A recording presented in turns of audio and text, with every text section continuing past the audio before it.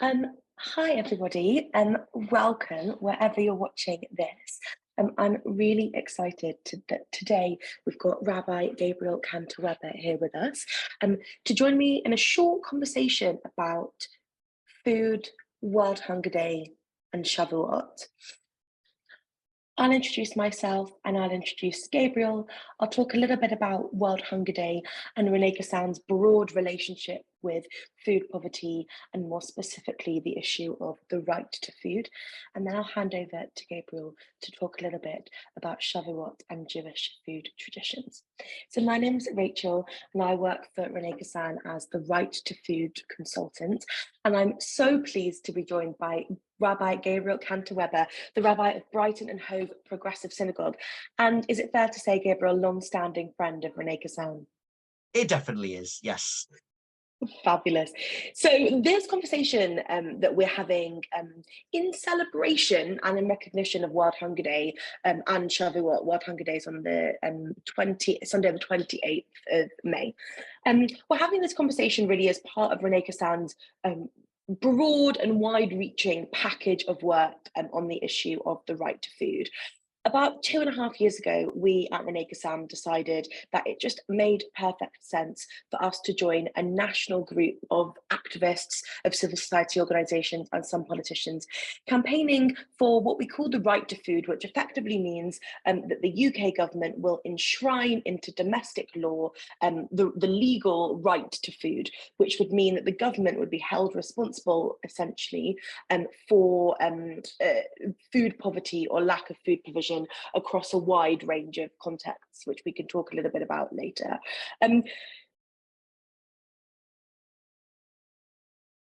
We are very much in the midst of a cost of living crisis, which is exposing the severity of food poverty in the UK. Millions of people are being pushed below the breadline as food prices soar, with so many struggling to feed themselves and their families. And Gabriel, I'm sure this is something that unfortunately, as a rabbi and as somebody kind of involved in pastoral care, you are likely familiar with through your congregants or, just kind of their families and their friends. We know that food prices have increased by approximately 19.1% in the 12 months to March 2023, which is the sharpest jump since August 1977. And the Trussell Trust, the largest provider of food banks in the UK, have seen record number of people seeking help between April 2022 and March 2023, with more than 760,000 people forced to turn to food banks for the first time. And just to contextualise that number, 760,000 is more people than the population of Sheffield. Food poverty in this country reveals to us not just the dire state of social infrastructure and social welfare, but of common misunderstandings about food poverty, who it affects and how it affects them. Later on, I'll talk about the Jewish Voices Beyond the Food Bank resource that we are launching in an attempt to share testimony of Jewish people and people from other minoritized groups who are at the sharp end of the cost of living crisis and of food poverty. As Jews, we know all too well how important a part of life and of spirituality and religion food is. Renee Kassan come to the issue of food poverty via the Jewish tradition, the Jewish religion's rich traditions with food and food customs.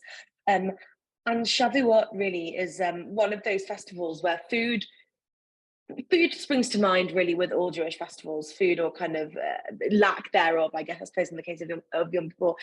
But when I think of Shavuot, I think really about cheesecake, which I'm sure is, and many of you watching also do. From nowhere, or at least from nowhere that we know. And it's just become so completely standard a tradition that since then, we've all been trying to invent reasons for it. And that's one of the invented reasons. Another one is that the numerical value of the word for milk in Hebrew, halav, is 40 if you add up the letters, and Moses spent 40 days up Mount Sinai. These are all nonsense explanations. And actually, I think it's a bit of a like, I was about to say cheesecake's a shame. It's not, it's delicious. the cheesecake Shavuot link is a bit of a shame because it actually overshadows real food theme of Shavuot, which is about the feeding of the poor, which we get in the story of Ruth, which is a really key theme of that. And so while everyone is busy with their let-me cake, luxurious cheesecakes, I think it's important to take a moment to think about what we find in the Book of Ruth as well. And what we find in the Book of Ruth is the custom of what's known as the forgotten sheaves. Boaz is tilling his field, probably not personally, but through labourers, and they will not manage to pick up all of the sheaves of wheat that they're harvesting. Some of them will drop. They won't make it all the way to the corners and the edges because they're in a bit of a hurry. And the tradition was that anything that was left over, whether because they dropped it or because it was just not harvested, is there for the poor to take. And that's where Ruth comes in. She has fled from her homeland where there was a famine, and she's come back to the land of Israel with her mother-in-law and is going out foraging for food for the two of them. And in amidst this famine, she finds this sort of food which is being very willingly left by Boaz in order to feed vulnerable members of society. And so that's a really important message that we have there, is about, even at times of difficulty, because if there was a famine in the next country along, there must have been agricultural difficulties in Israel as well. But even then, it's important for those who can afford to make provision to help others to do that. At the same time, and as with almost every Jewish story, it's not a perfect message either. Because, of course, what was going on with Ruth and Boaz, they were in a sexual relationship, became a marriage, but it's a very unequal sexual relationship and a very unequal marriage when you've got the rich landowning man and the poor woman who's relying on the gleanings left over. And so that's also a message about the need for support to be impersonal, in the sense that it doesn't come with personal obligations, and for support to not rub the power dynamic in people's faces. It's not Ruth's fault that she was subject to a famine, and it's probably not to Boaz's credit that he owned a massive field. And actually, the fact that the power dynamic between their food resources ended up translating into a personal relationship is something that should maybe make us a little bit uncomfortable as well. Brilliant. Thank you so much, Gabriel. And you brought me to briefly reflect back. It's interesting that you mentioned the power dynamic, and I suppose just to kind of abstract that a little, I mentioned that we have been preparing our resource Voices Beyond the Food Bank, which actually interestingly started out as a resource called Jewish Voices Beyond the Food Bank, which compiled the testimonies of Jewish people who have used food banks, and kind of takes a deep dive into their experiences and some attendant themes. And we since realised that actually that experience is shared by people from a kind of wide variety of marginalised identities, and we kind of expanded that out, and now we include the testimonies of some refugees and asylum seekers and some members of the Gypsy Roma traveller community, and a kind of a broad range of people. And just to touch for a second a bit more on this issue of power dynamics, I think what's been interesting doing the research for the resource is the extent to which stigma and shame deeply affect people who are accessing emergency food provision. And so by that I mean either food banks or synagogue food parcels, or other kinds of food provision. And it's interesting, I suppose, to consider that really that stigma and shame in many ways, and especially in this context, are products of unequal power dynamics, or products of power dynamics, right? That a single mother who was trying to feed her two children feels stigma and shame, in part because we imagine that she's had experiences before of saying to somebody that the school that she couldn't afford to pay for school meals, and she's rubbed up against some kind of authority who doesn't look kindly on the fact that she might not be able to afford that. And so stigma and shame have a really close relationship with power and power hierarchies. And what's particularly interesting about Renee Kassan's involvement in the National Right to Food campaign is that what we deal with when we deal with the right to food, as opposed to the issue of food poverty more specifically, is powerful people and powerful bodies, right, like the government, who effectively stand in the way to varying extents of families being able to get the provision that they need. And so working with civil society organisations like Renee Kassan does, we're constantly, I suppose, in awe, we're both in awe of and tired of civil society organisations having to make attempts to speak truth to power when this is, one of the most powerful, lawmaking, policy-making institution in our country. And to us, the right to food being enshrined in law makes so much sense. To anyone who cares about human rights, it makes so much sense. And so, yeah, I suppose if we were to map the ways that power interacts with the issue of food poverty, we would just kind of generate this, all of these really interesting pockets and questions. So I know that was kind of expanded out a bit, but thank you for mentioning that. I'm really pleased about that. And Gabriel, I wonder, and again, I'm just kind of asking you this off the cuff. Since becoming a rabbi, are there any patterns or observations that you've made broadly from kind of interacting with your community, or indeed kind of moving to a new area as you did to take up this position? Is there anything you've noticed about food poverty? For example, it might be that that you've noticed that it really does affect a far broader range of people than we might have originally thought that it did. I think one of the things I'm finding is it's difficult to label anyone specific as being affected by food poverty as against fuel poverty or inability to buy a school uniform or whatever it is, because having a limited amount of money means you could be afflicted by any one of those things, but it depends how you choose to use it, which one hits you.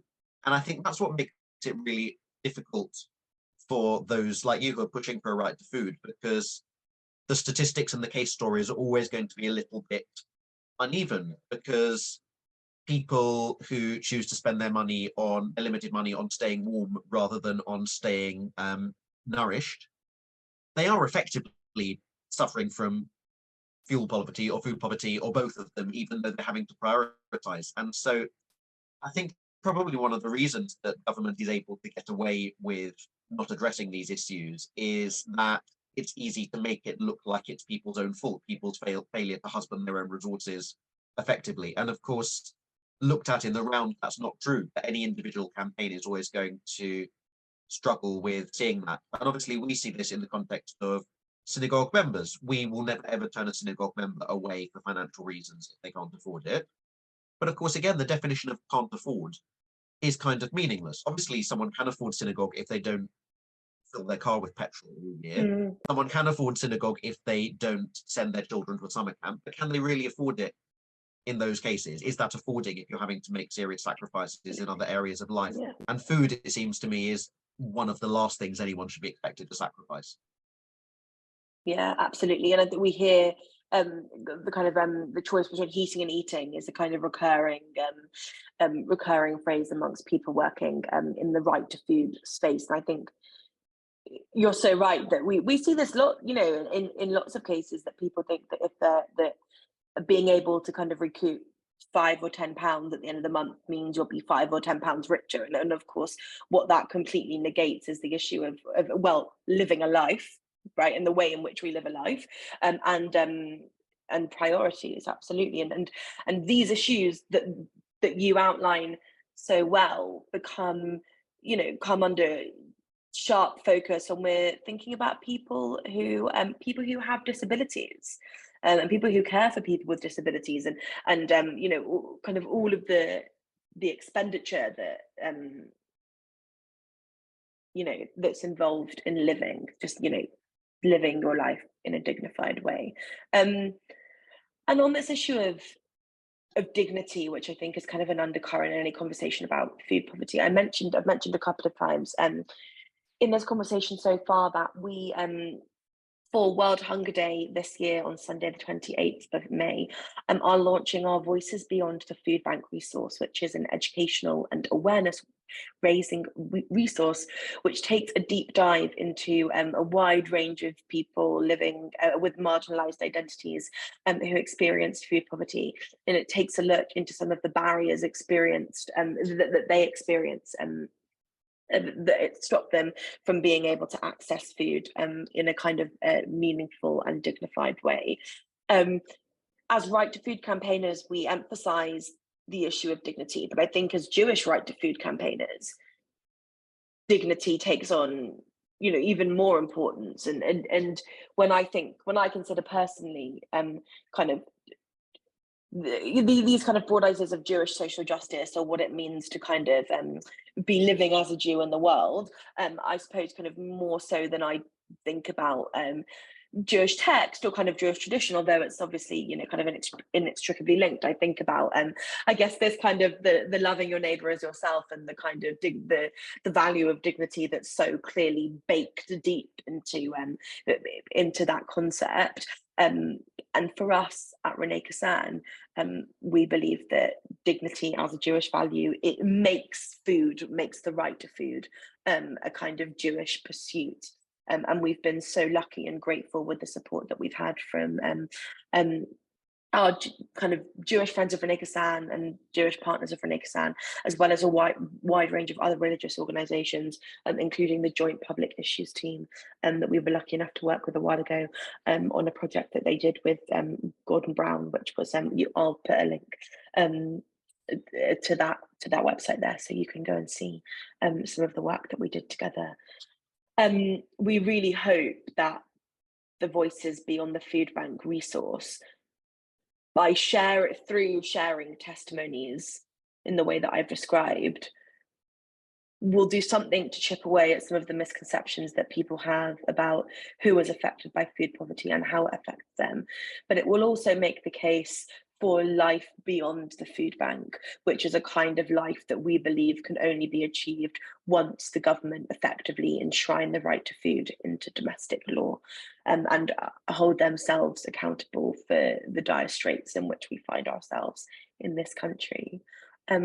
World Hunger Day is a really important opportunity for us to reflect on what it might look like to end world hunger via the right to food.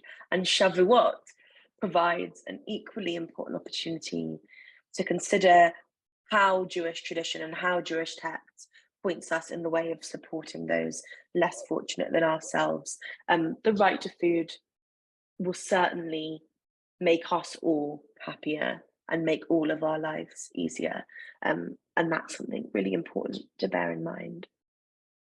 Gabriel, thank you for sharing your wisdom. It's been a pleasure, and thank you for your continued support of Renee Kassan. We really appreciate it. May I end by asking you your favourite Shavuot related food? I mean, I'm betraying my principles of wanting to know the reasons for my Judaism, but it is going to be a cheesecake. But I'm going to add a reason for that as well, which is there is a midrash, a story about a king who had two sons, and he gave them each a sack of grain and told them to look after it for a year. And after a year, they each came back, and the king asked to see what they had. And the first son had exactly the same sack still tied up, and when they opened it, the grain had all gone mouldy and old, as you would expect after a year. Whereas the other one brought a loaf of bread. That he had planted the grain, made some bread out of it, reharvested it, made some more bread. And that bread crumbled up on the bottom of the cheesecake. I think for me really symbolizes what we're doing with the Torah, is we're receiving it in a very raw form, like the grain, but we're making it and we're remaking it and we're stopping it going moldy. And what you're doing at Renee Kassan is exactly still that. You are taking values of Torah, you are turning them into domestic legislation in a way that Moses might never have recognized, but it's still the same ingredients that you're using. And so I'm really happy to have been a very small part of the work that you're doing with Shavuot.